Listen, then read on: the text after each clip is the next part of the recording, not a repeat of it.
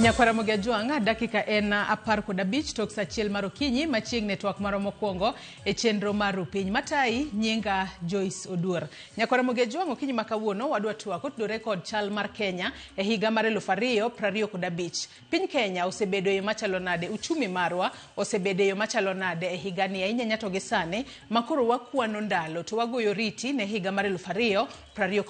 Gi thuolo ni nitiere weche mopogore opogore matimore pacho kae ahinya to gi sani mabende jatend piny Kenya William Ruto nitiere kod lek maduong' mano mar keto piny Kenya mar mondo mi obed e kind pinje magin first world country.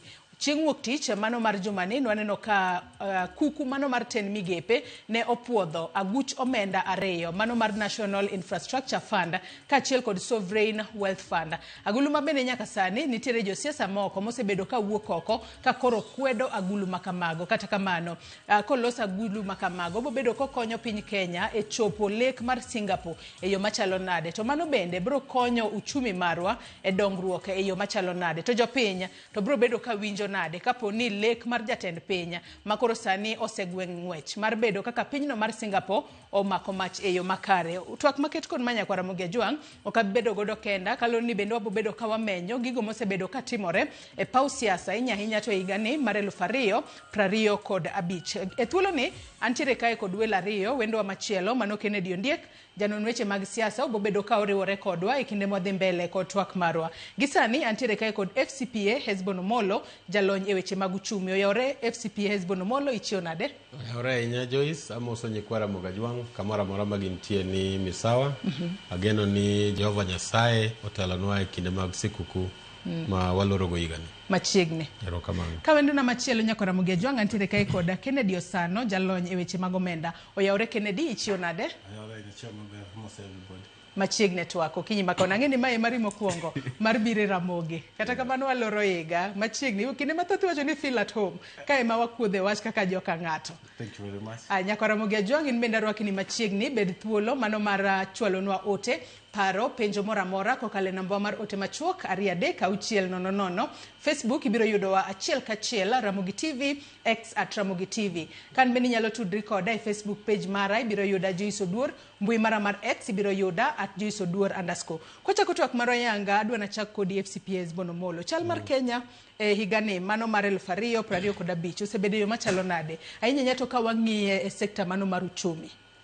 Aparo ni e sekta mar uchumi chal mar Kenya kwang'iyo higani ahinya kwa pime gi higni ariyo mosekalo kata dek mosekalo. Aparo ni mae higa maberie moloyo kopim gi higni machiengo, nikech kane sirkal mar Kenya kwanza oyier uchumi wane ni ok ni kama ber, kendo ni yudo ka bech gik moko ma watiyogo e yo ma odiechieng' kodiechieng' machalo ka mafuta ne yudo tek. Ne ji riedo kamana ka jo Nigeria kadhi manyo mafuta maka mafuta kochopo tarik 14 to kia ni bech mafuta dhi chalo nade. Omiyo ne wan kama rach, kata mana mo mitedogo ni nobedo matek.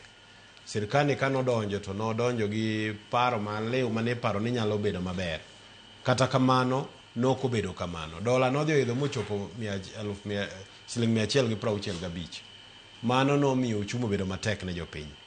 Bang'e sirkal nokelo chike mag ushuru mang'eny mane iparo ni ne nyalo konyo mondo wane kaka wanyalo chulo gope mapacho ka. Omiyo chien kacho osebedo ka tek. Kato nwabedo gi ng'anyo. Mokwongo ni ngima mar jopiny nobedo matek. Inya paro Joyce ne wan gimiluongo ni sufuria. Sufuria movement. Watimo sufuria wiwa. Kamano rumo to wadhi ng'anyo mar finance bill. Mano higa machielo ma 2024. So higa ni budget no kalo mane onge tugni mang'eny kech migosi Mbade no temo wuoyo gi jopiny kata mofuono ye ma miriambo kowuok e. Omiyo ka pimo higni machien go higa ni e yor uchumi aparo ni obed ni dola marwa chal nade kwa pimo gi pesa wa mar jo Kenya, exchange rate osebedo very stable. Tiende ni ka higa achiel ka in gi pes Kenya tidwaro dola to en mana shiling 130 kata ka dok piny. mano tiende wan gi stability. To kati wacho ni higa ni obedo maber moloyo mano mokalo makipimo kod higa mar 2024.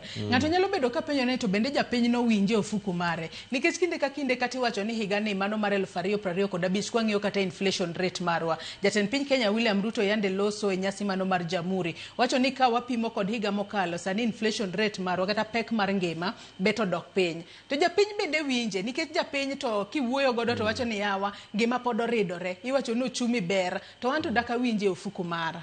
Japiny mana momiyo akwonga chiwo ranyisi kaka ne chien kacha pek. Koro sane ochako fuong'ore. Omiyo gi sane japiny pod ok nya winjo maber ahinya. Nitie gimomiyo japiny ok nya winjo maber.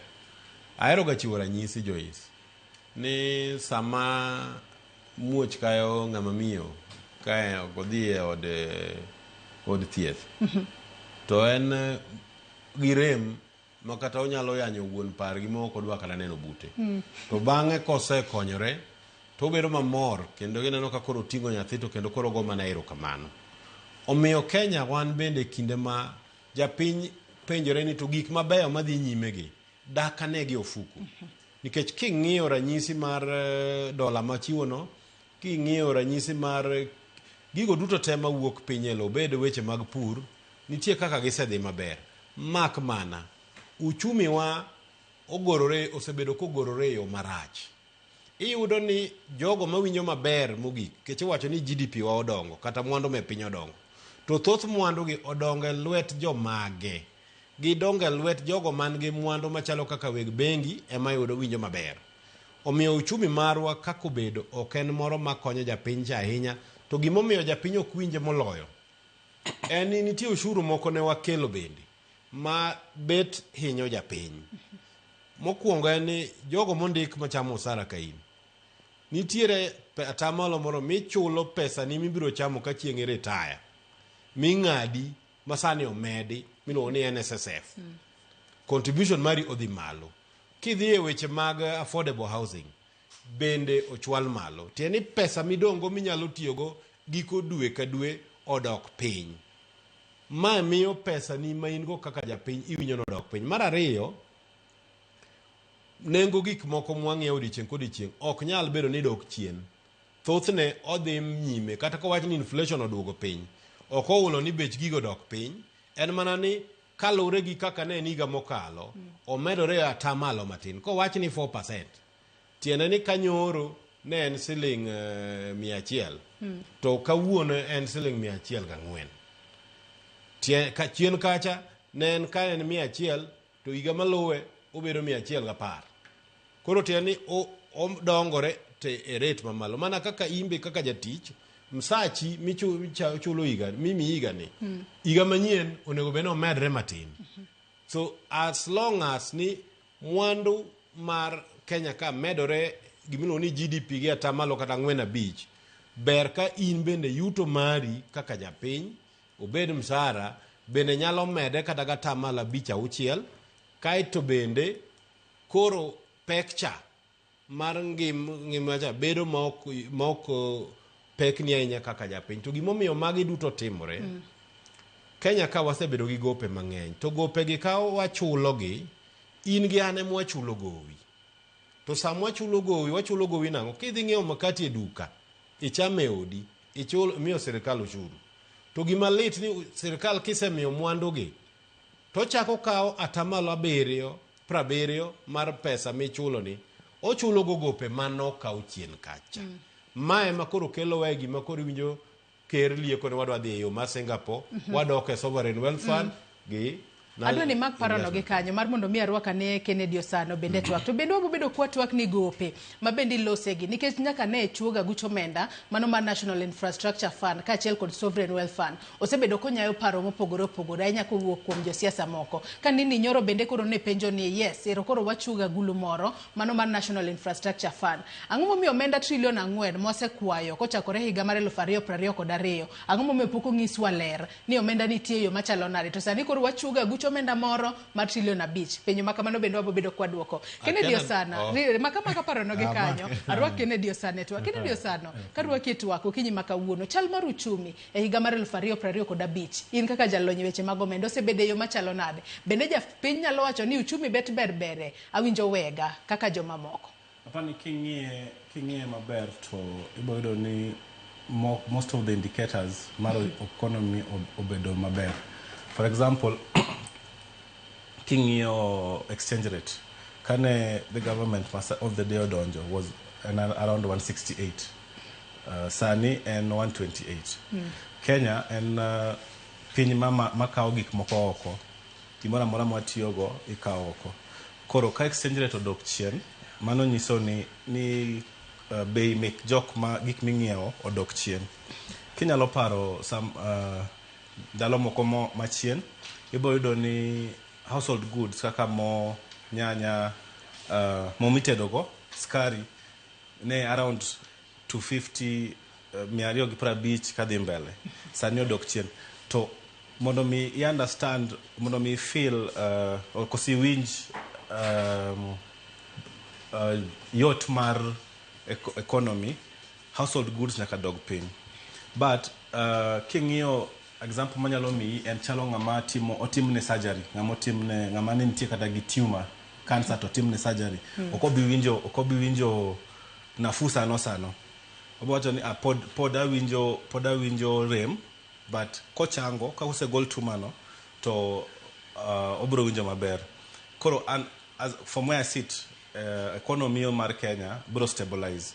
King'io kaka gi manage gope, king'io kaka gi the tax regime, osuru margi osebedo stabilize. Okay, kaka king'io finance bill ma igani, it oknen very steep kachon. So king'io gik moko ang'wen go, ibo yudo ni economy mar Kenya or the whole economic aspect of it is stabilizing. Yes. Maten wanyalo wacho ni wan kuma berbere. Wachalo joma ne idho got, koro wasechopo malo, wadwa ni koro stabilize.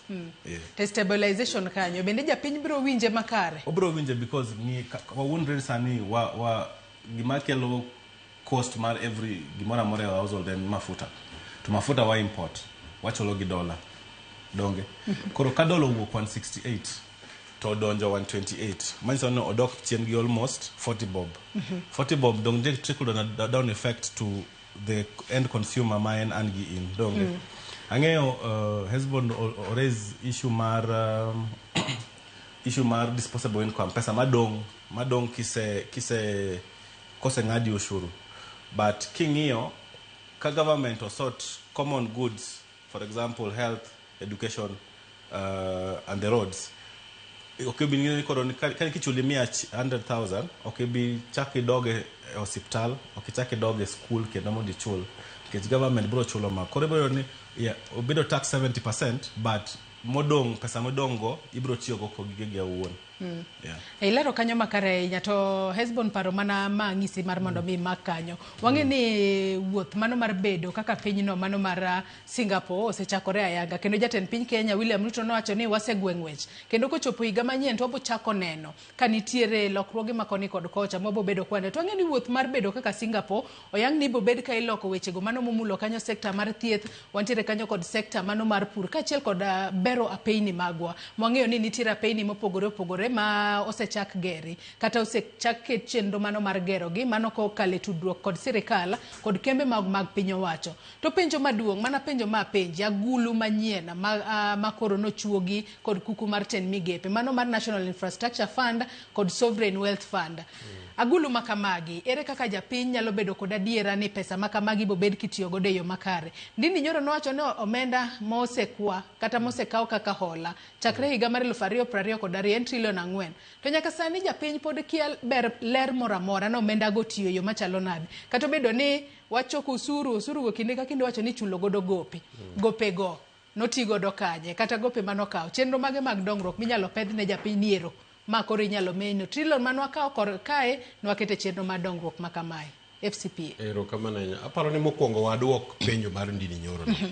Aparo ni Ndini Nyoro en ng'ama ka en kinde machon mane jodongo go bura ga en jagono monego okaka boka tichwado nikech isebedo jakom mar budget dini nyore jakom mar budget mar Kenya e budget adek ne en jakom igni machien mokalogi no wene atandi mana nyoro ka e igni go te budget mosesomo osebedo gi fuok mar trillion achiel iga ka iga.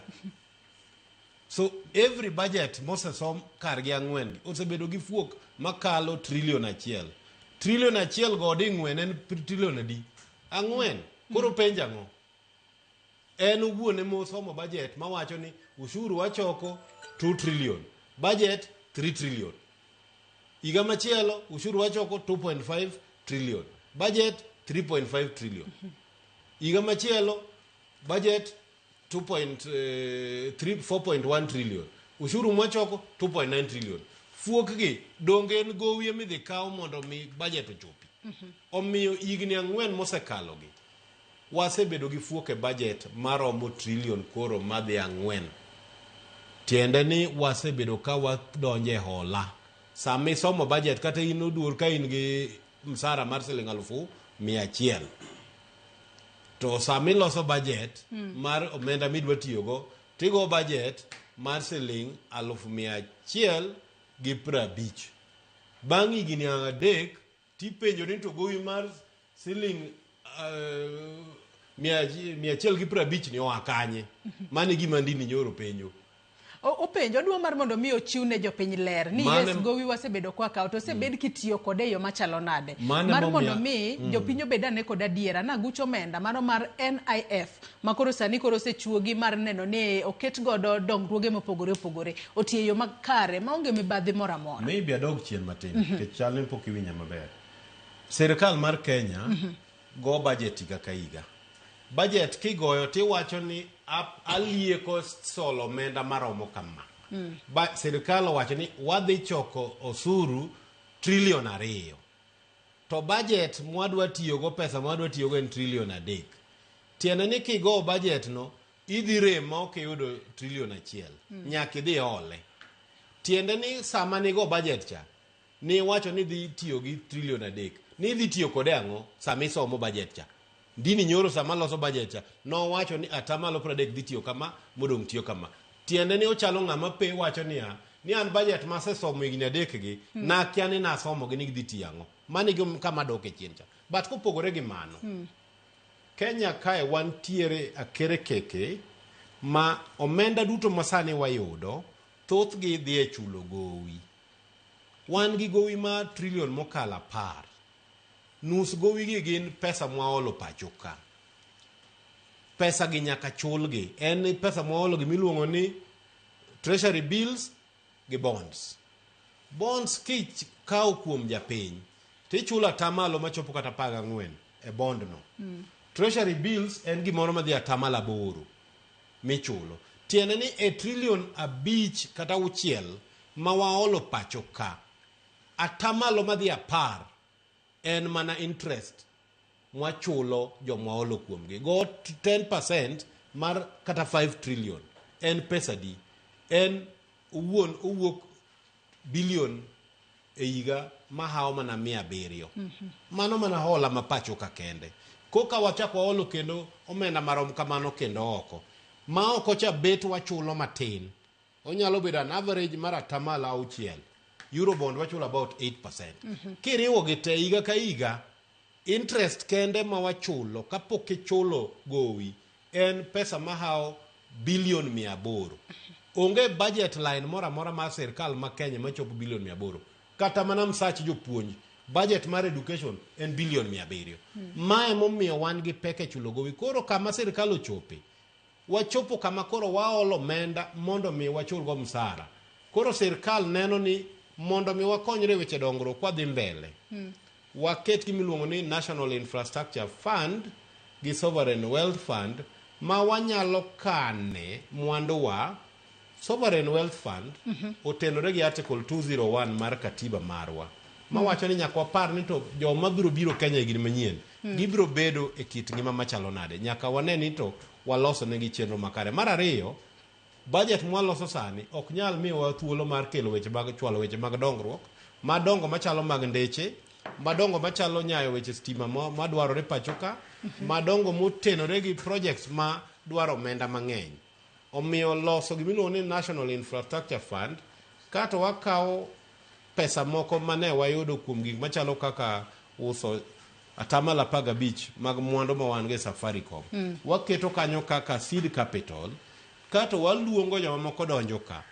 Gima duong' e projects gi te niya ichake gi policy mane parliament mane president Orlando gi cabinet mane kama mbaka chakore kose tiek mano koro policy framework ni ema nyiso ni gini dhi chalo nade ma mano ne gisegolo kae to dhi e bunge idhi go mbaka e bunge gi gimiluongo ni bill magi kol magi wach ni gini wadwa lose kama maket chike makare monego beno tiyogo bang' mano koki kele ne in gi an wachiwe bende pachwa tiende ni en process ma koko chako dhi nyime kotieke tek idhi yawo agulu account cha koro pesa moket mar Safaricom ni wadhi rwako kacha chenro mar kaka idhi ta kaka pesa gitiyo idhi ket makare gima jopiny onego ng'e ni Kenya ok e piny mokwongo mar bedo gimiluongo ni National Infrastructure Fund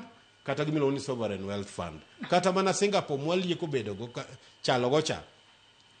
Singapore en piny matin ma en dhano milion 6 kende to uchumi margi oingo marwa nyading'wen. Singapore en piny ma kipimo to ok dipim gi Kenya king'iyo kako rom to nikech gitiyo gi chik makare gi loso lwasi makare gisebedo ka gigo atwa en mana ni gima kik wakaw kuom Singapore Singapore mondo ne ger mondo bed kama entie Lee Kuan Yew ne ng'ama ne dictator marach e gik mane odwaro en mani nyalo wacho ni en benevolent dictator ma jomoko mane ok winjre kaka nodwaro no ko in idhi mana negi. Aparo ni wan democratic state omiyo wabiro timo giwagi mane omiyo dhano nigi ratiro kineno ni ndara madhi Rironi ok idwa idhi e do ni mano goloko to mawuok Nairobi kochomo nyaka Nyeri kadhi to mano to onge ngodhi e do koro siasa be nitiere iye ka nitiere jomoko ma bende ing'e ni nitiere inyalo nyuoli e dala mikoni in joka kingi ma in gimoro amora idwa ni in ema une moyude ma nyawadu ka yudo ng'ane nogo ngero owino misiani ni joka bimbe tijgi tek en kimiye to okawo ka gimo mai to kimiyo nyawadu to onyalo kata goyi no dhano bende no kamano Kennedy Osano in korka kori wuotho mano mar chomo Singapore en wuoth ma kochopo higa manyien to wabo bedo kwanene ka waneno kwa chiegni chopo mar mondo mi wabede kind pinje ma uchumi mar gedongore kose kapok arwako Kennedy Ondiek e twak. Apani pod wan mabor but king'iyo the infrastructure fund or the sovereign bond ma government were about I think king'iyo maber king'iyo gi chuny maler tibo neno ni intention is clear and is good gima wang'i ni to the policy framework and the TORs marite are guarded koro king'iyo the economy mar Kenya ng'ane a good example ng'ane banking sector ndalo mang'eny bank ne keto pesa gi e bonds kane government obiro kono gi ni nyaka giduok rates chien rates make bonds gi bills no bedo controlled manyiso ni mano koro pesa onego bed ni koro bedo lent imiyo jo piny right so kani dwaro loan mondo ichak go biashara mondo kata mondo iyaw go biashachi no koro sani en yot mondo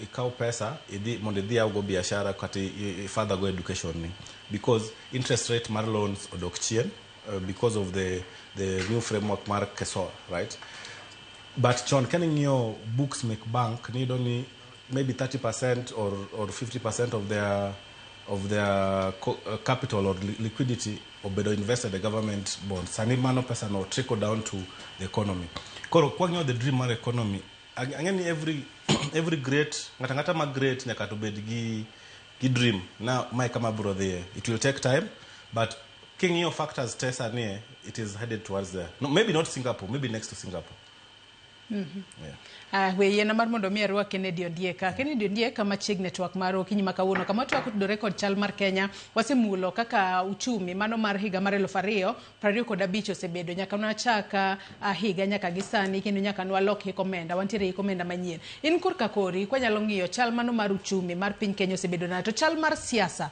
e higa ni mar 2025 osebedo yo machalo nade kachel kod pachi kotudore kod agulu ariyo makoro jatend piny Kenya William Ruto kachel kod kuku mar ten migepe no chuogo mar mondo mi wan bende wabeda ne wuoth mano mar chomo bedo piny kaka mano mar Singapore Ondiek.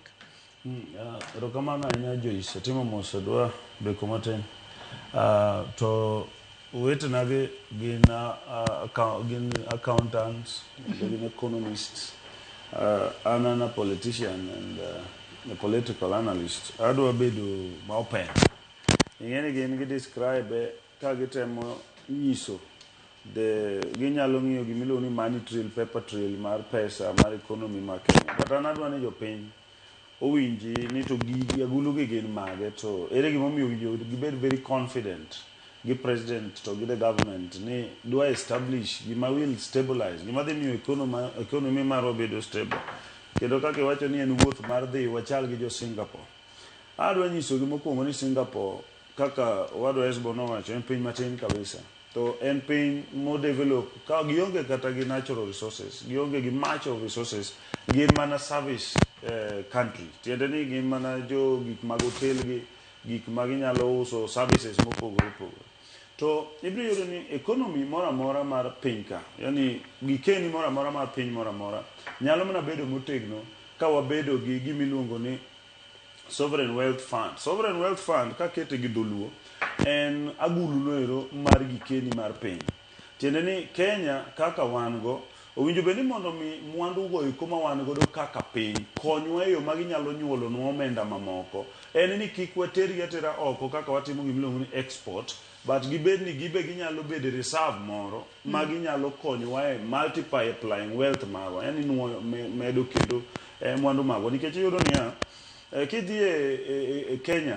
kaka kawuono kare piny mora mora a country ok nyal timo biashara motegno ibiro yudo ni piny ena services kaka kidhi to pesa o budget wate is a zero balance budget kibiro ni our budget kata bed ma 4 trillion to ena zero balance niso ni at the end of that financial year ujo beni pesa no se chamte kata se tiko de te kata bedo kodong ti yudo ka bedo mana transfer to the next financial year tibiro yudo bedo ba transfer ni tiere failure on expenditure niso ni ena zero budget is completely consuming. Koro gima President William Ruto recommends makna makai kama jatend piny Kenya William Ruto recommends ng'isani e microphone nino nitere kod shida matin mar mondo mi walose mondo nyakwara Muge Juang owinje e yo makare mak mana parono gi kanyo ibiro lose mana matin nyakwara Muge Juang med chwalo ote magi kokalero duto te mag tudoko kinyi makawuono ote makamago abo bedo kasomo gi e kinde mwadhi mbele kod twak marwa wuoth mar bedo kaka Singapore adira kaduoki e twak FCPA Hesbon Omollo bende kwang'iyo gigo mokete maino nikech gisani mana ndini nyoro mabende ne koro kwedo agulu makamae ka koro wacho ni seche moko lero ok bibede iwacho ni maino gik mokete maino opogore no wacho ni nitiere sectors moko chiwo ranyisi kaka sector no mano mar somo e pacho kae manyaka sani podi nyagore kendo onge e okang' mabele ahinya to sani koro ero wachugo agulu machielo mar mondo mi koro taweche go mago maga kongo apeni kachiel kod bero sectors mamoko bende priority sirikal masani oketo makare maneno ni katwa chomo Singapore to sectors moko okodong chien e wuoth makamano FCPA. Aparo ni ndini nyoro ni kare penjo mopenjo mak mana ni wapenjre niya sector machalo kaka somo education ang'eni nitiere ng'ikruok koni gi koni uchumi wako sebedo maber to mane sector moyudo omenda mang'eny mogik higni 3 mokalo osendik jopuonj 76,000 kendo ka chopo Januari gidhi chopo 100,000 giwie sirikal mokalo higni 10 mane uro telo ne Kenya nondik jopuonj koriw te higni 10 ne gina dhano 100,000 so nitiere atwa kata chenro mosedhi nyime maneno ni migao mar somo ochwal mbele mak mana wan gi ng'ikruok kuonde mang'eny omenda bende tin omiyo mano nyalo miyo jomoko penjre ni to waketo teko kata maino magwa e yore mage. Adwa wacho ni sirikal oseketo maino e migepe ma paro ni dhi yawo piny Kenya. Pare ni kidwa donje National Infrastructure Fund mondo yawo go yore made di kawo higni 10 machalo moa Mombasa kadhi nyaka Malaba e border. Kenya era ngach midonjo go the Great Lakes region. Ka okikawo thuolo makare mar yawo Kenya ne pinje machalo kamago. Gagono madwa golo mwandu ne Mombasa kata kwa piny maoko katero Uganda kata Rwanda kata mana DRC koro nyalo yudo yot mondo mi okaw mwandu chwal kanyo. Sama mano timre Onyango Gutieno mae kora paya ka mochomo Busiani nitie ohala be moyude kore ka. Omiyo nitie kako dhi medo yawo piny. Magi gik mok nyal rito kendo biro miyo Kenya bedo competitive nikech sama wueni ohala manwa time port ma Mombasa dok chien nikech jo ohala moko neno ni kamoro koro gidok Dar es Salaam gidhi gi kad mwandu gi kokalo kuom piny Tanganyika. Omiyo yawo apayano nitie berne mang'eny mopogore ma kamoro kwarito budget wacha. Ang'ewinjo ka Ondiek wacho ni budget wa en zero. Ok en zero. Budget wa en deficit. Tieni en gi fuok. Tiene ni kamo negi igo budget mar siling 10 ma ingo igo budget mar siling 13. Koro ichako gi negative kidok chien. Mane mwasebedo kwa timo higa ka higa for the last 10 years. Ng'ama not loso budget manen gi fuok matin mogik e Kenya ka ne en president Mwai Kibaki. Kano wuok to Uhuru kodonjo to en fuok mar bilion 800-900. Kamano bang' higni 10 owewa gi gowi mar 8 trillion. Sani ochopo 12 trillion nikech pod wamedo fuogno. Koro gima sirkal neno sani mondo mi watim gima ne nie katiba kata gima ne UDA olieko e Kenya Kwanza manifesto ni fuok mar budget ok onego bed makalo atamalo 3 mar GDP. Tiende ni kosom budget kama wakete fuok mar 1 trillion cha onego wabed gi fuok makang'eny to en bilion moro 500-600. Mane ka wanyalo olo pesa matin kaeto gima osiepa ma Osano wacho cha bedo mayot. Koro an kaka ja ohala kadhi e bengi nadwaro mondo ola pesa mondo atim go ohala to bedo mayot nikech bank nigi pesa ma ok omiyo sirkal e government bonds mang miyo koro tuona pesa ni an kamoro kabichulo. Pare ni Joyce e ngima mwadake ni Kenya kae ne kidhi e bank tiyudo koyawo kiosk oko ipenji kidwaro loan. Joma tiyo ma ichamo msara ikono mani wan gi pesa odwa mika. Ang'o momiyo ne mano timre? Kibaki noketo lwasi makare mano miyo bengi gi nyalo miyo jopiny ohala. Lwasi no ne wacho nang'o? Ne wacho no chakre gi budget misomo. In kaka jakom mar budget me bunge kidhi somo budget man gi fuok mar trillion 1 kata poke wacho gimoro amora isenyiso weg bengi ni abiro olo pesa kuomu mondo mi atago sirkal.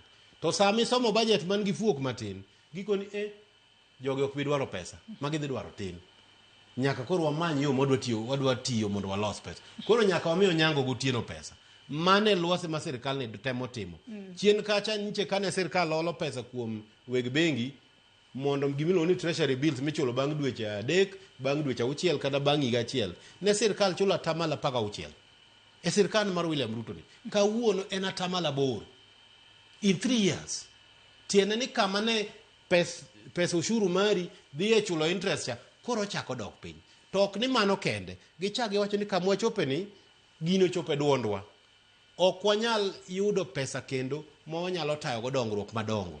Nyaka koro wabed gi agulu moro maduong' ma wakete mwandowa to waketo chenro makare to waluongo weg mwandu mamoko manoko bende wamiyo nafas ka kata waduogo e aguchwa ma waritorego savings magwa miluongo ni NSSF.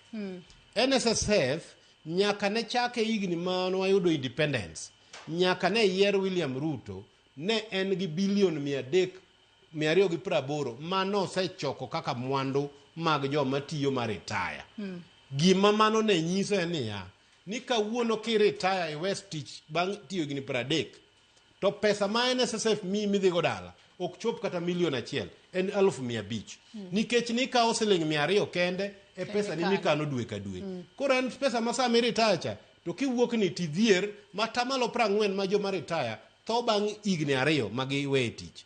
Mae momiyo gimoro intiere mimiyo jodongo kinene budget miwacho ni stipend dwe ka dwe imiyo 2,000 mondo idagi. Magi e gik makoro waaye mowacho niya kata kiwinjo pek kaka Joyce nikech koro pesa ni odok piny to ni mwandu ni mane NSSF to kawuono chopo bilion 700 e higni 2 nyaka ne sirkal ni donji. Tiende ni sama waloso National Infrastructure Fund cha joma nigi ratiro mar koro keto mwandu gi kacha en NSSF makata rironi Mau Summit Road cha gin achiel kuom jokanyo no madhi bedo kanyo. Koro gino monego bed ni wapenjore en ma sama waloso chenro mabeyo gi nyaka waket sigingi motegno mabiro miyo omenda gi kik tigo e yo marach. Gin sigingi mage mowinjo bed ni sigingi gi mae ma koro iluongo ni governance structure. Mondo mikambi obed motegno matiyo maber, the board matelo ne group mamalo mogik nyaka telne gi jogo ma wigi otimo jere, nyaka gibed jogo man gi rieko, nyaka gibed jogo man gi integrity.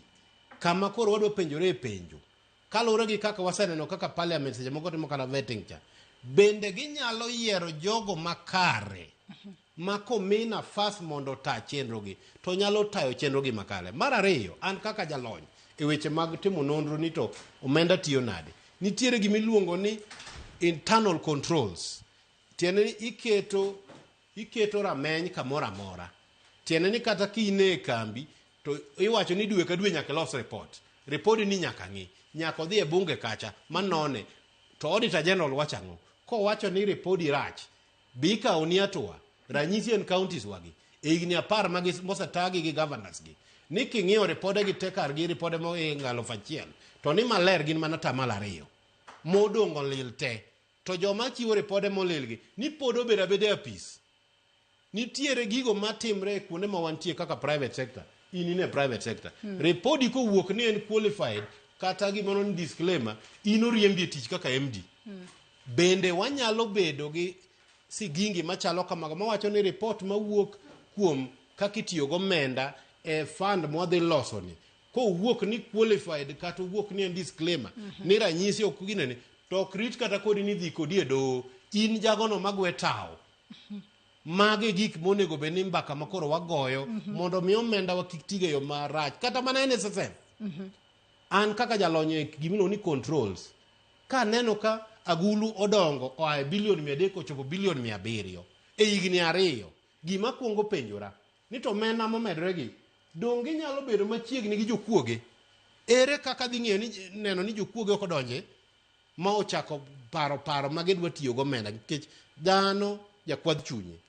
Koro iketo sigingi makare mopogore gi go koko ma josiasa goyo ka an gi thuolo moyier an mbunge tija e bunge kacha en loso chike madhi neno ni mwandu jopiny orit kendo ta e yo makare.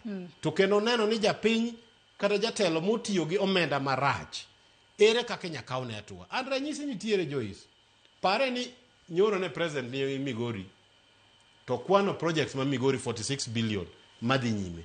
Omabei county kamoae higni 3 gi sirkal maduong' mamalo osekelo bilion 16 ma okete Omabei county ma kineno kichako kwano gi tikwano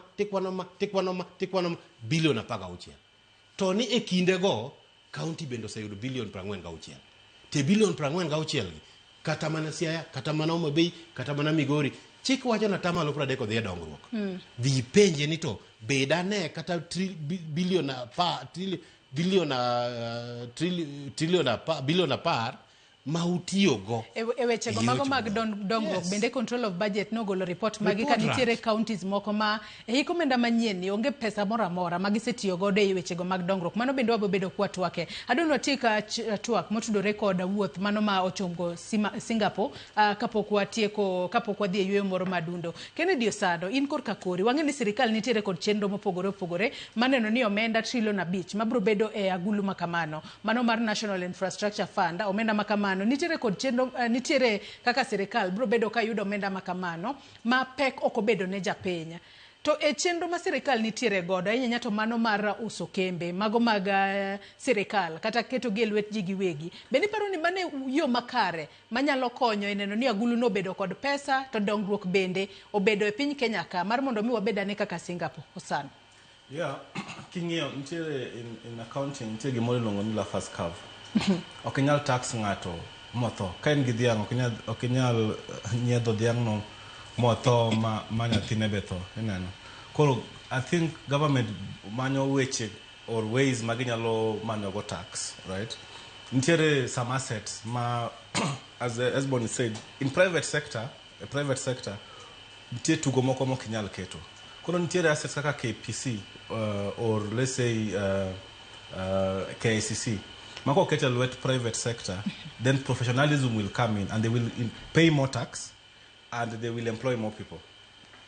Koro kingio conditions or kingio weche kaka government temo manyo pesa okinyal gisa temo expand the tax base for a while but nyalo mana dhi nyaka kamoro. Koro apani kama bete kaka professional that privatization is better compared to taxing Kenyans more. Because kasani pay slip ni I think it will almost 45% more, right? So manzani kane onego beni dong gi kichuli 100,000 to pay gi housing levy plus SHA shift idongi pesa matin. Koro government wacho ni mondo mia akao pesa komi kendo amani other ways of mondo loss ko pesa manya lot mo capital expenditure. But there's something that me he asked Hesbon earlier.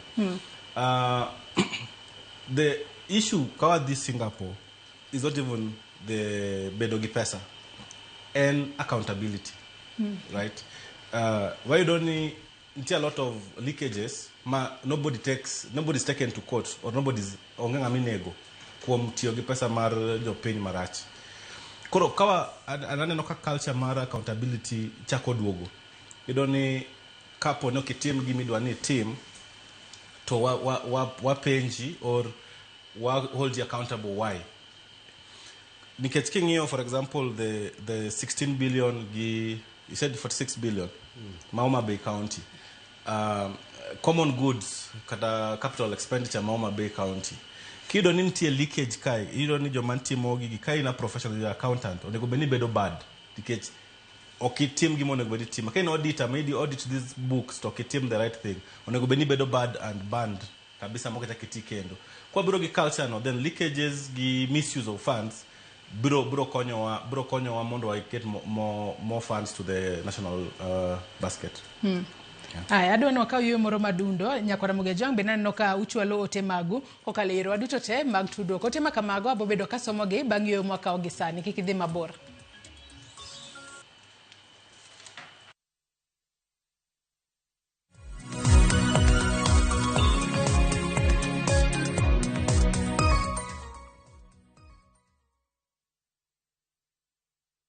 The Messiah, people of Israel are expecting, is about to be born. The prophet spoke of a king who would save the world. Look how big and bright that star is. It's a good star for he who knows how to read its sign. The shining of the star symbolized the birth of a new dawn, a new king. What's his name? His name is Jesus. It's impossible. I, Herod, am the king of Israel. This Christmas, stream the story of Jesus, the long-awaited Messiah, sent to the world to gain the way to spiritual happiness and to grace. Bless the Lord, for he has visited and redeemed his people. Enjoy these inspiring stories of Jesus, a kingdom without frontier, only on Viusasa.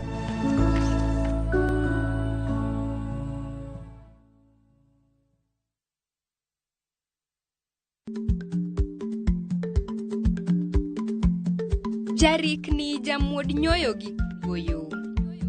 Matiende ni dhi matek maok inono maber samoro nyalo miyo ng'ato midhiero.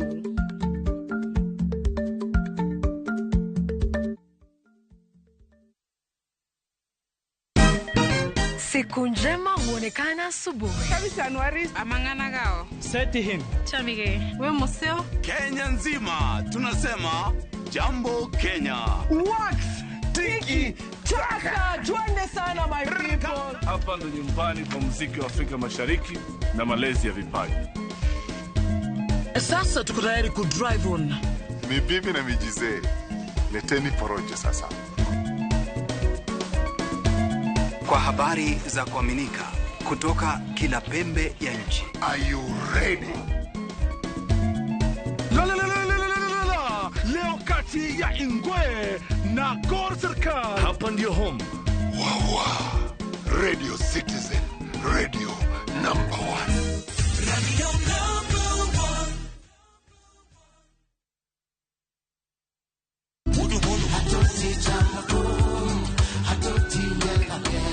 Woktich ka woktich wakelo ni don ya wotonagi. Kabinet chario kati chario nyakumunga juang en odiochieng' mar yuto mari.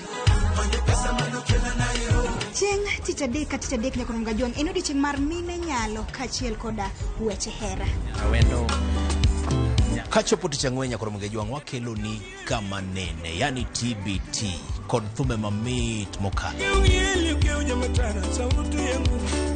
Furahid edition and thum kaliech. Loso kapuoyo nyakumunga juang. Ka wakelo ni jo thumbe mopogore opogore. Kanyo ndio bende wakelo ni gimiluongo ni be yawa.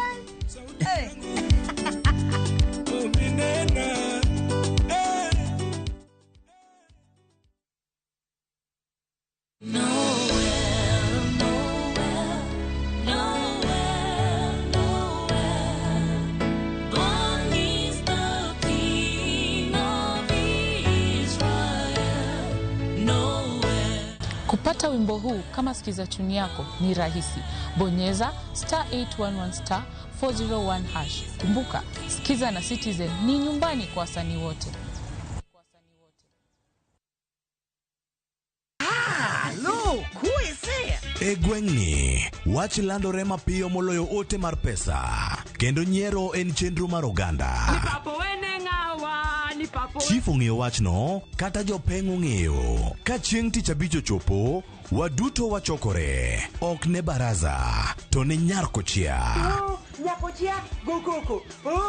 Nyakochia, toxin. En chenro ma gik moko duto ng'aw malo mokalo tong'. Chakre sigendni, weche miwacho. Pato akanyi leo chunya, nonyuoli kure. Riwre uru gi oganda duto, kendo we uru wanyier ka gima okochuno ni ng'ato chul puotheno. Kokija richo, ting' badi malo, Jehova Nyasaye golo nyaka muponde ndalo. Nyarkochia, tich abich, saa 1:45 otieno, mana e Ramogi TV.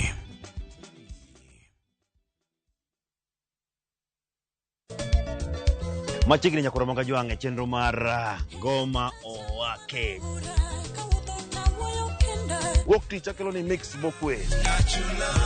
Kaito tich ariyo reggae owake, yani tunaongea na majar Rastafara. Alafu tich adek Nyakumunga juang' akelo ni mana, yani ngeni mpaka gi wasanii.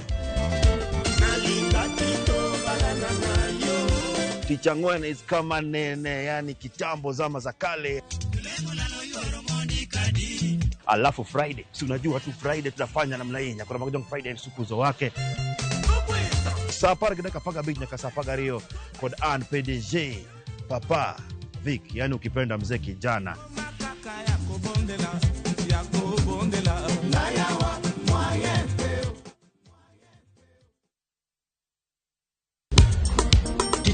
Ticha beach kocha kore saa ng'wen otieno nyaka saa auchiel. Lakini ni mixes maliet kabisa mag luo rumba, luo benda kachiel koda jawa maliet. Kowuok e ondamo 107.1 FM kar chuny jaluo. Kapela nako ni wang' ne kawada kocha. Nyaka wang' joy mari mar Ramogi TV. Lungani a boy handsome mandawea roji bed and breakfast. Lungani DJ Koloko instrumental. Tokodan Solomon Atito Kafaya gudi. Kawa wachoni ma en Ramogi Night Disco. Kete manaka.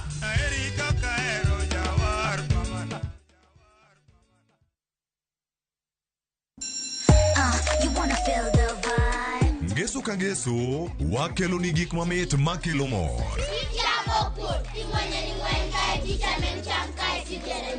Rogo mar nyithindo kae, wakelo ni talanta.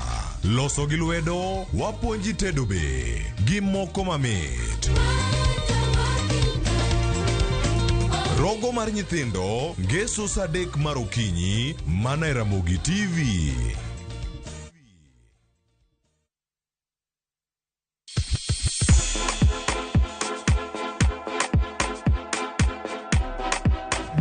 ikorine miel. To bendi se ikorine thumbe mamit manyien manyasani?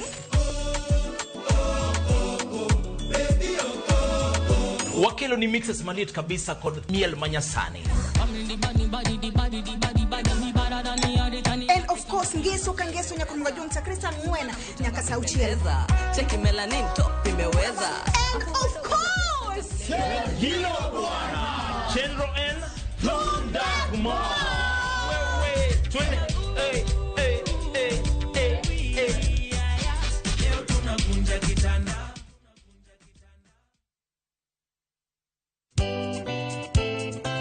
Ngeso kangeso saparga chiel mamidhiambo. Mbamba toko koma ye tudri koda ngeso kangeso sapaga chiel mamidhiambo e chenro mar tiedero oka kamwabro budho manyanga kowa kelo ni ngolo motimo kathedro. See you there. Tiedero. Ngeso kangeso saparga chiel mamidhiambo. Mana e Ramogi TV.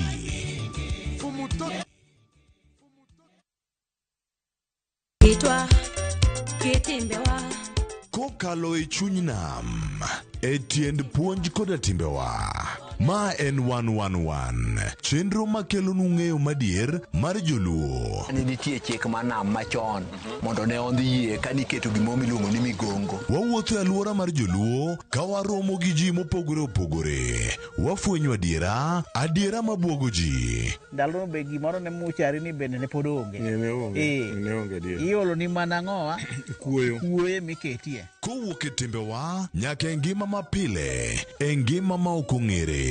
En gima nigi mwandu, en luo nyaka e chunye.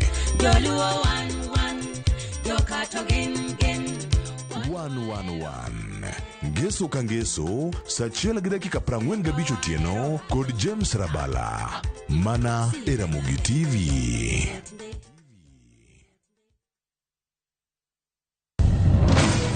Be ikori mar dok e pacho kama sigendni ilero gi mor kod sunga mar luo.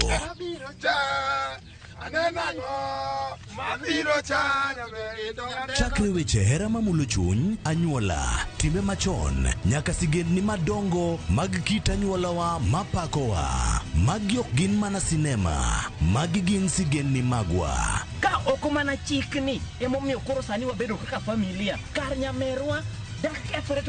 Dhok ma wawacho, koko mag nyierowa, kit luo kod sigendniwa nenore ayanga.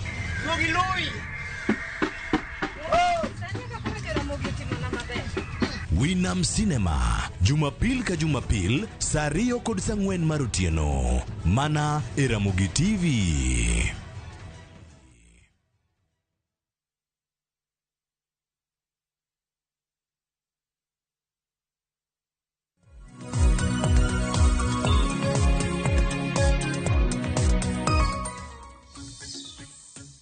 Machiegni kendo nyako Ramogi Jong wadhi mbele kod twak marwa e chendo mar piny. Kapo ni kitudi kodwa gi sani, watu wako tudore kod chal mar Kenya inyanya to gi sani makoro wuoth mar bedo ka Singapore osegweng'wech ayanga e pacho kae kalure kod chendo mopogore opogore ma jatend piny Kenya William Ruto keto piny mar mondo mi waneni wadongore kendo wachopo e kind pinje ma uchumi margi odongore e yo mamalo ahinya. Kennedy Ondiek machiegni twak mose inya ng'adi seche ka kapo dwa twak mana mapiyo piyo kotudore kod wuoth mano mar bedo ka Singapore. Nitere wach mang'isi ni maki. Ademo wacho ni chenro maker mar Kenya kokalo gi sirikal mar Kenya temo kelo mar mondo mi en gima nyien mar mondo mi wabed gi agulu mar omenda ariyo mopogore. Achako kama koni economy marwa mar Kenya wan gi gima iluongo ni general budgeting standard iluongo ni zero balance budget. Tiende ni en budget mako giko mar higa mar omenda to winjo beno oseti kode te.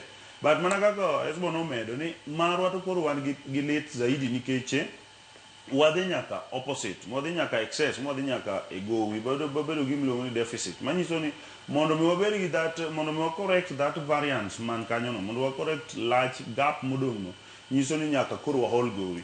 Mae momiyo sirikal mar Kenya temo kelo paro ma pinje mosedongore nitiere godo. Emomiyo wacho Singapore. Singapore nigi margi.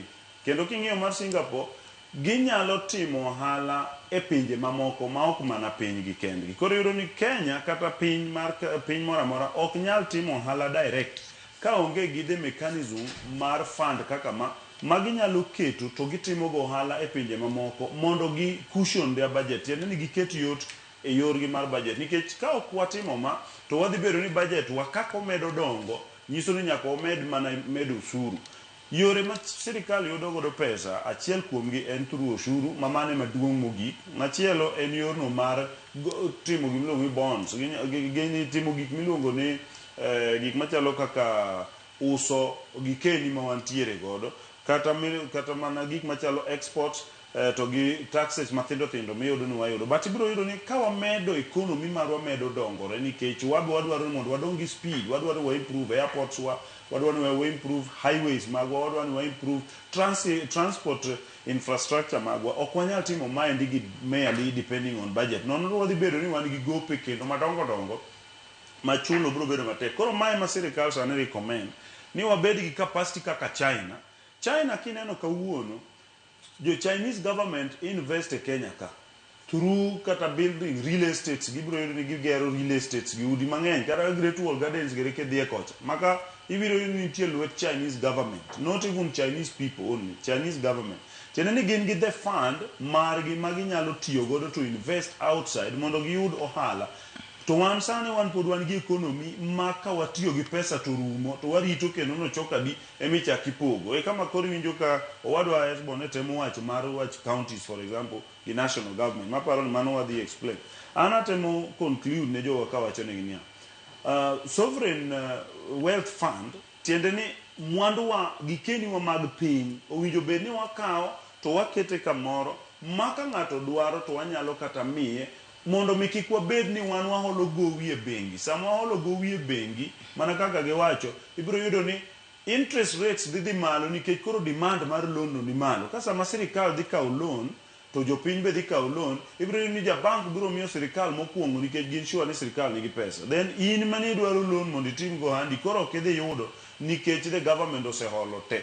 Koro mondo mi wa stop government from holo loan gi e bank wa malokol miluongo ni internal borrowing, kata e banks ma oko kaka IMF gi Eurobond gi rigo miluongo ni external borrowing, nyaka koro wabed gi the fund marwa ma wanyalo cushion godo economy marwa. Ka wan gi deficit to wanyalo wacho fine, let us operate based on this one, to obedo gimoro ma ochalo gima sirikal okawo loan to sirikal ok duoke gi interest nikech en mar sirikal, to multiply nikech onyalo go ohala oko, onyalo timo other businesses ma government itself directly ok nyal timo.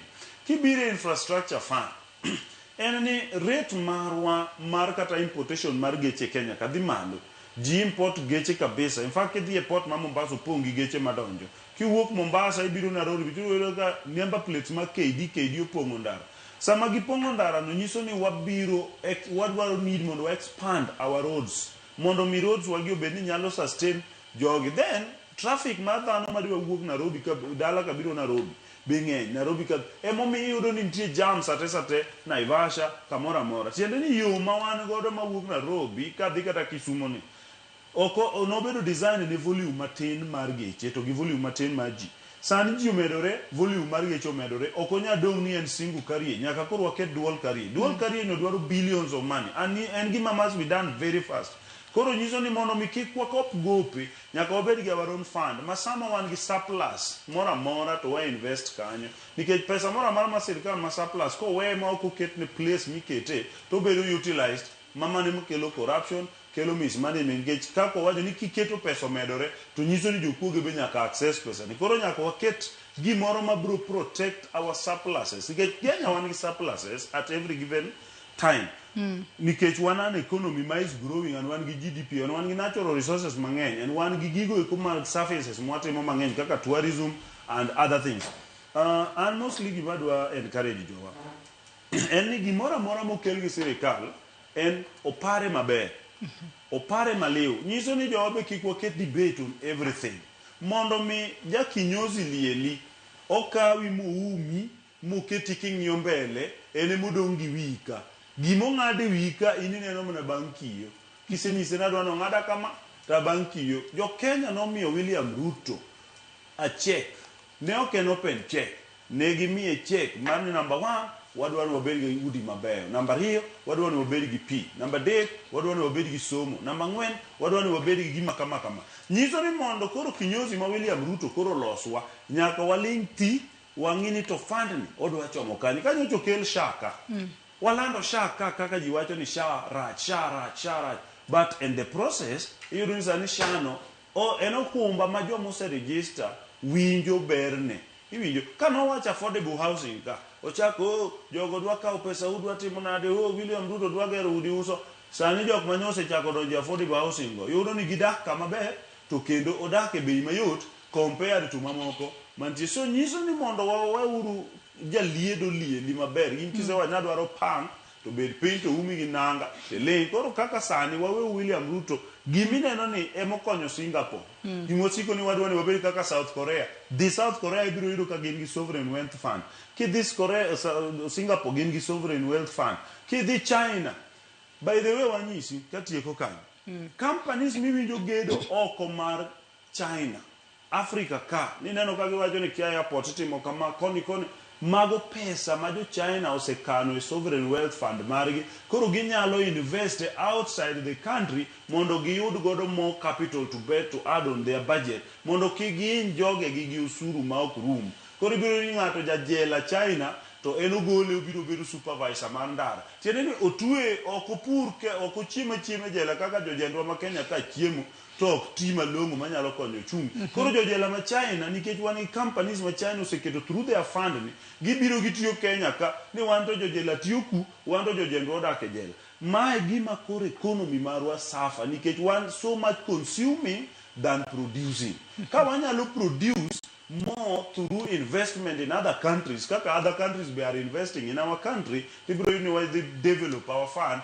Budget people suru remain constant. The budget wato yedo. Nikech wayudo investment proceeds from other countries and from other avenues. Anno kwa dongi thuolo matin kende to dago mar mondo mi wawinja watwaga ne bende hotdore kod dongruok e counties kata kamana soma ne moko kuom ote monde maja kwa Ramogi Ajwang Cholono wako kale yore waduto te mag tudruok ote makamago wasomo gi achiel kachiel mondo wawinja ne paro mag joneno magwa. Fred Ogina ngisa ka ni Joyce wuoth mar Singapore en camouflage magigina mana wuonda mondo oyud godo kura mano ma 2027 bang elections Ruto biro nyiso kite iye mano Fred Oginga.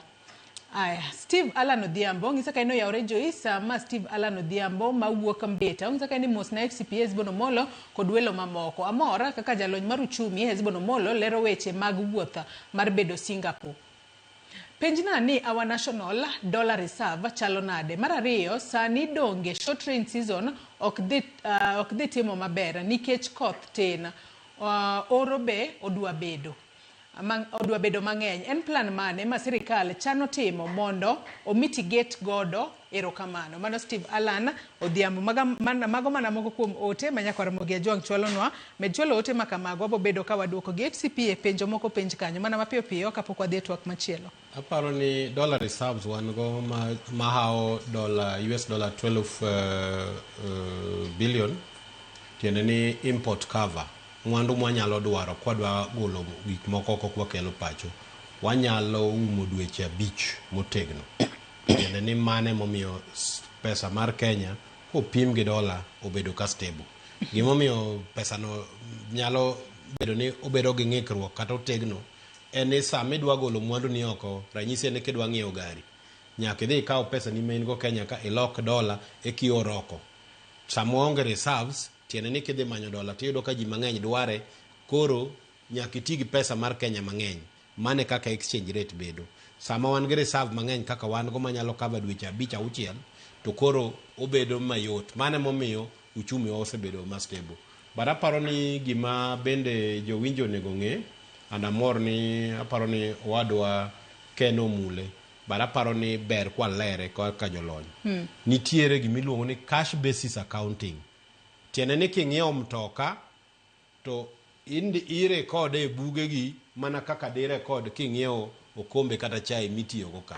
Mane sirikal ma Kenya osebedo go. Wadar wadhi gimiluongo ni accrual accounting mana kaka watime private sector. Ma king'iewo mtoka tiyaone file tiko ni mtoka ne dhi bedo higni 10 mane ka itimo accounting malong'o ema sane wadhie mane mbade okadho last budget gimiluongo ni zero based budget en tiene ni kamichako budget iwacho ni akiana dhi tiyo gi pesa di gimoro amora nyaka justify mano bende ber ka jowong'e but gima duong' moloyo en ni weche mag apaya mag ndara wanyalo mana loso ka waluwo chik makare nitie gimiluongo ni intergenerational equity kisomo article 201 mar katiba mar Kenya wacho ni nyaka wata piny Kenya e chenro manyiso ni wang'eyo ni to kiny waonge joma wadwa wene gi Kenya gito gibiro dak nade mano e kuku mar gimiluongo ni sovereign wealth fund tiene ni atamalo moro mar pesa mawuok gimiluongo ni royalty sama yudo gold kaka no yudi kolomanicha kaka megacha to atamalo mar gold no moyo kanyo ikete aguch sovereign wealth fund sama wauso mwandu wa kaka wadwa uso KPC moko to waketo kanyo jomoko wacho ni ang'o midwa uso Kenya Pipeline gima jowa ok ong'eyo Kenya Pipeline katiyo maber to kata mana Uganda nyalo dhi mo invest tiene ni jomoko be nyalo keto mwandu gi kanyo to ka ok oti maber pesa mang'eny magiloso donjo fuk joma moko mane momiyo wadwaro lwasi makare mamiyo kiny kata sirikal mar Kenya nyalo nyayo kembe kaka jo China kelo biro gedo pachoka wambo wanyalo dhi gedo kamoro mana kaka jo Tanganyika kawuono NSSF margi obiro gedo hapa inka kendo gero building mamargi mawargi gorofa magidwa ni jo obioda otigo to miyo gi pesa to ni kawuono NSSF matanganyika gi ma Uganda ni ne duong' malo Kenya to chumi oingo gi nyadiriyo mage gik ma William Ruto temo loso ma jawinjo mawacho ni en mar manyo kura aparo ni coach William Ruto ma 2027 to king'iyo tich nikech ng'ato chung'e tije tapano seloso tije ma mano to ktabu gik motimo gi beyo thuolo marwe madhi karumo dago mar mondo mi wang'e ane kaka counties magwa osebedo katiyo kod omenda ahinya to mago madhine chenro mag dongruok kaluwore kod report ma yando gol kod controller of budget kata jaga budget e pachoka mano Margaret Nyakango oyango ni counties 20 pok otiyo kod omenda mora mora e chenro mar dongruok e counties magwa makaluo county ma Siaya kaachiel kod county mano ma Kisumu mano report mano golo mano quarter mokwongo mar hiko omenda manyien mano mar 2026 kod 2027 wacho ni kochakore mano dwe mar Julai nyaka dwe mar Septemba kata dwe mar 7 nyaka dwe mar 9 onge omenda mora mora ma counties makamago setiyo godo e yor dongruok reporter marwa kata jafombo marwa Lidio Keyo nolosonwa report moro odiochieng' manyoro wawinjane mondi eka wadhi mbele kod twak marwa dongi daka matin twatieko wawinjane mondi en report manyogol gi jaga budget mapachoka report mayango ni county ma osetiyo gi omenda mar dongruok mamalo mogik en county ma Isiolo ma osetiyo gi atamalo 21 kende mar omenda no county ma Kisumu gi Siaya gin moko kuom counties 20 ma ok otiyo ngangi omenda go mag dongruok kata matin ne watwak gi moko kuom jopiny e county no ma Kisumu ma oseotend county no kuom rem tiyo gi omenda mano oket ne dongruok e kinde manitie dwaro mathoth mag bero county ma pok ochopo ka osuru to gichulo pile. Pesa kosegol onego beni tiyo, pesa migolo onego beni chal ka gima gigolo pesa to gikia gima gitimogo. So sisi tunaumia, tunalipa taxes, barabara zitengenezwi, street light hakuna, vijana wanapigwa nyongolo, watu wanapigwa huko mavisu nini, hakuna street lights. So, tunataka tu usaidizi, vitu zitengenezwe, barabara itengenezwe. Si ati tunalipa tax na barabara itengenezwe. Giwago chal marach mara peini nyaka iboma. Onge martaya ya peinigo. Gino manya rochruok mararita ka oganda ikwalo kendo moko ichwe manegi. Bende giwago rach marodundu mag pi e chuny boma. Kidie estates kata mana werigi estate kata mana chuny town ka mwalo kuonde gi king'iyo ndara pod rach. Drainage system ma Kisumu ka wakwayo ni jogi mondo ng'e nikech sani ka koth ochwe pogo town gi namo pogore nikech building emineno pi opong'o ndara. Koro drainage system wakwayo ni mondo jogi ong'i kabisa. Then gi ndara kidie estates kata mana werigi estate kata mana chuny town ka mwalo kuonde gi king'iyo ndara pod rach. Nitie kuonde moko ma pi pod theke. Koro wakwayo ni mondo ging'i supply mar pi maber gi make sure ni jo Kisumu te oyudo pi kuonde duto. Kaunti ma Siaya en achiel kuom counties ma ochoko osuru matin mogik e kind counties ma Thurkae bang' choko atamalo 6 kende ka jodak ma kono dwaro mondo mi ket chenro mag dongruok mabiro loso tije ne oganda mondo mi omed kwan mar osuru ma ichoke kaunti no. Kamora mora ma development onge mano stagnation emwaneno. Nyiso ni chuny joma golo osuru be nyalo bedo monyosore kalure nikech gik ma gigolo go ok gine ber gi bak. Tich onge nikech gik moko kaka industries onge Siaya ka endi. Emomiyo wadwaro mondo ka gini wang'ni budget man next financial year wayud osuru mang'eny to nego bed ni gero industries kata adek Siaya kendi manyalo accommodate joma dwaro tich manyien. Koro miyo kaber to nego a lot of industries bete around kuondegi machalo kaka kata cotton industries mano se fail mane nitie chon to no fail. Mane manyalo miyo revenue bede iye kama ber. Chich nitiere ni chenro mar ng'iewo e yor mbui kata e-procurement ema nyalo bedo ni okelo chal mar rem tiyo gi omenda go ka geno mar jopiny en mondo mi ti kod omenda ma oket tenge ne chenro mag dongruok kaka owinjore mondo mi kata ka oganda chulo osuru to obed ni gineno ber mar osuru margi. Lydia Okeyo, Ramogi TV, Nairobi.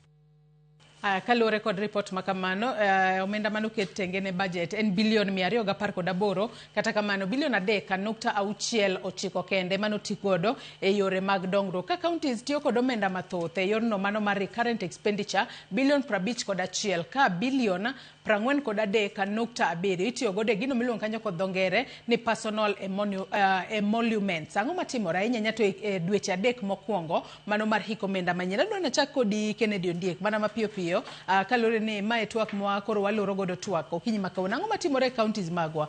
Kwota mokwongo waneno ka onge chenro moro amora mar dongruok. E moko kuom counties 20 pok otimo chenro mag dongruok. Kisumu kaachiel kod Siaya, counties magwa makaluo ka counties 27 kende ema bet osetemo e yore mag dongruok.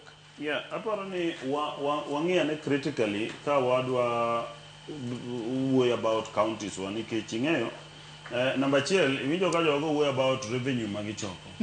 Usuru michoko kuom Financial Management Act, PFM Act, Public Finance Management Act ok oyiene counties tiyo gi pesa magichoko at source. Nyiso ni pesa magichoko nyaka dhi consolidated fund first koka giduogo back to the county based on equitable shareable revenue. Mind ibiro yudo ni cow time. At the same time, first quarter and period makoka itimo gimlo ni initial planning. Nikech ing'eni counties operate gimlo ni annual development plan. Annual development plan ni ema inform gimlo ni appropriation bill, ma en budget ma county government kado. Koro sama gine first quarter, nyiso ni koka gichako implementation ma the budget cycle. Sechegi wan gi gimlo ni procurement act ma design ni to development projects owinjo bed ni bedo implemented e yo machalo nade. Mano chalo makati bime national government. Ibiro national government bende sama gichako the first quarter gitieko mana development manyocha overlap into the from the old financial year, but new developments based on the budget. And apparently budget controller also sometimes when not inform the public, onego be no inform the public based on the projects which are already scheduled for procurement. Because any procurement process chakore some decide which project to be done. Because we decided then it a process ma procurement. Koro procurement process nigindalo ne nyaka landed gigi nyaka ket gi evaluation nyaka tim award nyaka tim everything. Koro bro ni period ni kende first quarter is not the best period because financial year no chakore dwe mara auchiel higa mokalo. Koro the first quarter ni okay period minyalo decide ni development no tim gik machalo kama. But recurrent nyaka dhi nyimi because ingeni samora mora ji nyaka chul msara joma tiyo jotijigi kini gi bank loans manyaka malo bank bende rito gi ng'ato ka ng'ato nyaka take care of their own personal emoluments mar ng'ato manyaka ebedo o survive. Ok inyal wacho ni nikech pod itimo procurement mar development wachungu misara kik chul mondi ka warito ka projects bende chakore. Koro mane difference ma jowa nyaka understand ni misara nyaka chul. At the same time county governments magwa, and it's not unique to one county, ni gin gi wage bill ma is ballooning. Tiende niya jok mondiki ng'eny ma samoro iyudo ni pesa madonjo ok nyal remain ceiling moketi mar wage bill samoro bedo bypassed.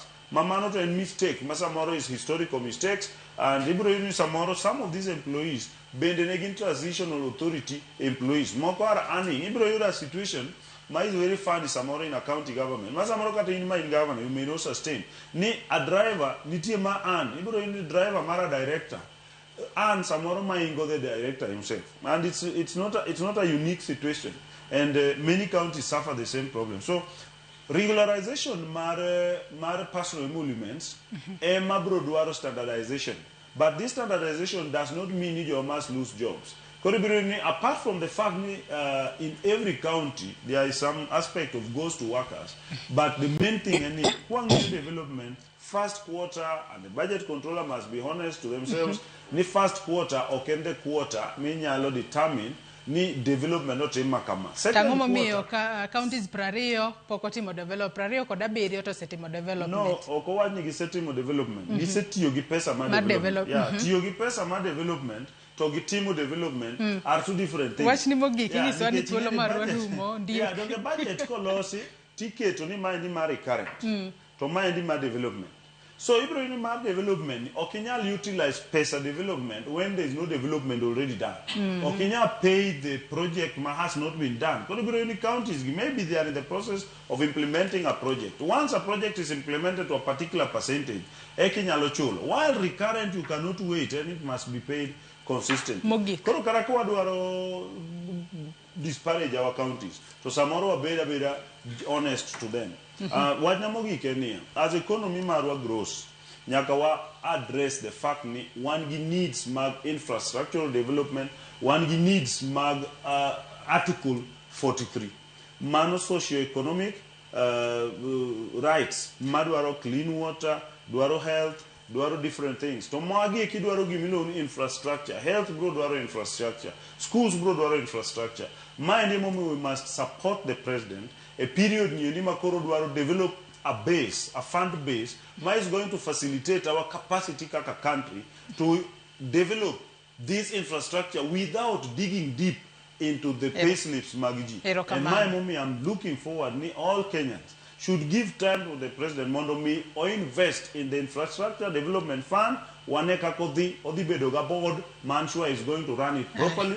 Wadi bedogimi our sovereign wealth fund, mabede di bedo gi the board, ma will be properly managing it. Mondo wabedi gi wealth, mondo kikwa bedo suru, ekende source maduong marwa mar income. To wabedi gi investment, manyalo annual foreign earnings, ni tourism kende and foreign exchange. Erokamana inya Kennedy Ondiek. Kennedy Osano, pachiko tudore kod counties mapokotiyo kod omenda mora e yor dongruok kaachiel kod wach ni mogik.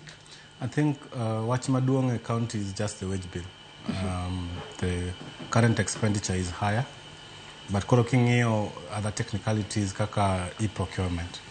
But I think counties Kenya should focus on money investors within the country, within the counties, to increase revenue collection. King'iyo most of our counties are consuming counties. Giregena counties, there are no industrialization counties go. Because I think governors kagi King'iyo gazette makawuono iwacho ni globe trotting. As much as globe trot, mondo gikelne jopiny investment. By bringing investment, kibiro medo tax margi. Wach na mogik is that economy dhi maber.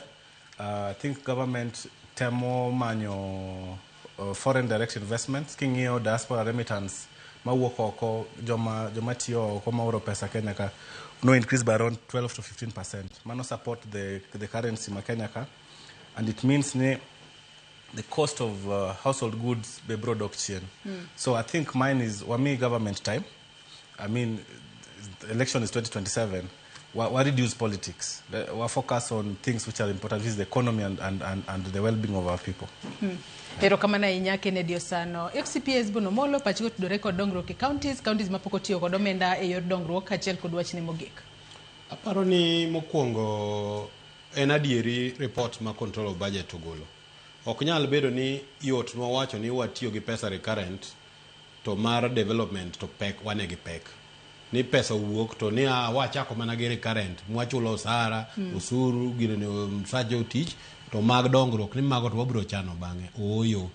Ng'ami yiero kaka governor en jatelo manyaka bed gi leadership and financial management skills. Financial management skills ge momi bro miye timo planning makare. i-execute gige makare. To gima bende ang'eyo ni timore ma kamoro report control of budget okogolo en ni counties wagi oluoro gimiluongo ni EGP procurement. Kokele to dhi golo kuoge mibadhi matimre e counties wa. Kuo moro nitie motimo tache counties motenore gi yor ng'iewo mwandu. Oge bi yie EGP adwa nyisi kawuono Joyce. Ka nitie joma biro dagi wach EGP nyaka daka mogik kotime to governors mang'eny odhi pacho nikech nitiere fuok ma gitiyogo mar fuono omenda jopiny. Nitiere ripode mosechiw. Chik wacho ni atamalo 35 ok onego kal e msach jotich. Onge county ma Kenya kae ahinya ahinya ka luowa ma luwo chikno. Homa Bay county msach jotich en 50%. Chik to wacho 35. Report od gol gi PWC ne oluoge magitimo audit. Owacho ni nitie ghost workers 1786. Pok ogol gi nyaka kawuono. Jogi pod chamo msara. Onge report mosenyis ni jogi ogol e tich. Magi gik mahinyowa. So mwandu madonego watigo e weche mag dongruok. Koro no don't interrupt. No. Let's have order in this. So the point Richmond Kennedy. Just 1 minute. Okay, interfere code. His flow is okay, but Nyaka Hesbon inform Joe. Why don't you give him right to reply? July, July, eka itimo budget. Mondo mi chul development mokuongo nyaka itim procurement mi award tender time in November. Report ni bedo not resurvey ni not team before September. Onge saka ni nyawacho ni between July and September be ni pesa moro se bedo spent on development. So let me finish my point, and I think you had addressed that, Joyce. The report by Control of Budget says 20 counties have not spent on development. We have 47 counties. 27 to Setimo. 27 or Setimo something. That is a report that speaks to development programs. So we are in the month of December as we speak today. December nyaka July is many months back. Some of the things machandoa is the EGP procurement processes which has which is en achiel kum gik momiyo wasebedo gi ng'ikruok. Ok ane gima Kennedy defend kanyo. Aparo ni facts are facts. Report control of budget onge miriambo kata di kata achiel. So the 27 counties kata bed mani setimo 2%. Ang'o momiyo in ne report mar 20 counties. Ang'o mamoni bed achiel kum 27 gi. Aparo ni mano gima is clear. But ko we mano and apologies for the trail of thought, but I think that it's not in order to have that kind of engagement. Gima important in this space, any jogo matayo counties wa nyaka neni budget pesa ma wayudo watem walo chik mondo mi kik wakala tamalo 35 e weche mag msara. Kik wabed nwadwa ponde tipo njugu moro ni ne wa inherit employees igni 15 mokalo. Kata mana pesa mane miyo counties 15 years ago or 13 years ago kawuono medore. Nyaka obed gi chenro makare mar neno ni ok ni koyieri ke donjo office timbe ko kibiro gi dhano tanda woya mindiko mamoko be kia nang'o moko riembo ku ikelo mamoko. Discipline e kaka watiyo gomenda and report control of budget nyiso wa pile. Omiyo adwa kwayo counties wateme watie gi mwandu yo makare. And gima wacho ni kata owecho ni wawe report control of budget ni oko. Iga mokalo 2024-25 financial no serumo. Report osewuok. Atamala di mano tiga dongruok. Ibo iro ka onge kata counties mochopo kata atamalo 20 mang'eny. Omiyo nitiere kaka wan gi ng'ikruok e tayo counties wa e yo makare mogik watieko. Wachna mogik en wan e kinde mar skuku. Adwa kwayo jothurwa ni wabed kwa dembore kinde ni ijanyuol neni ing'e kuma nyathini nitie obed nyathi ma wuoyi kata nyathi ma nyako ma e kinde ma nyathi walal maka yaw school January to wabo yudo ni nyithiwa kendo koro moko ok nya bedo ni dok school nikech weche magalagala matimre e kinde ka. Kopogore gi mano wasir chenro mag dongruok makelo lokruok e kit ngimawa and amor gi chenro mar sirkal moseneno ni achiel ariyo adek otimore yo makare. Erokamano ahinya FCPA Hesbon Omollo, Kennedy Osano kaachiel kod in Kennedy Ondiek kuom kawo thuolo maru okinyi ma kawuono ubi wabed kod twak. Obila Shemotho ng'isa ka in aluwo twak kendo amor an asiro wach Singapore kendo Kenya aneno ka ochomo kuro. Ng'isa ka ni Joyce Ruto ne okawo piny ka gulu ni nono. Adiera en ni Dr. Ruto osetemo run several projects madhi transform Kenya into first world country. Kenya pesa nitie to chandruok maduong' en mibadhi. China is having the biggest population with almost 1.65 trillion. The corrupt are subjected to death sentence. We must stop the corruption in Kenya. Wacho ka ni Report Auditor General yango constant corruption in different sectors in Kenya. Ere gima investigative agencies osetimo. Wacho ka ni Joyce gima chando Kenya bende en brain drain. Jo Kenya mani kod lony ondiki e pinje maoko kendo konyo pinje maoko. Secondly, jogewa mani kod mwandu bende invest outside Kenya. We must invest in Kenya. Amor koda osiepa FCPA Hesbon Omollo kuom chiwo paro maleo ne sirikand Kenya. Mogik, wan kod minerals mathoth Kenya. Extraction should be done in Kenya by Kenyans and we export our products. So insa kanyo ni mos na osiepna Kennedy Ondiek kaya kauru mos. Nyakwara Ramogi Ajwang in bena goniero kama na inya kuom kawo thuolo mari mar bedo kodwa nyaka gisani mochope giko mar twak moro mokwongo e chenro maru. Pinywa kama na yoyo marindo gisani chenro mabiro bang' ma en pok opogore gi Sharon Ong'aw. Oriti masani nyinga Joyce Odur.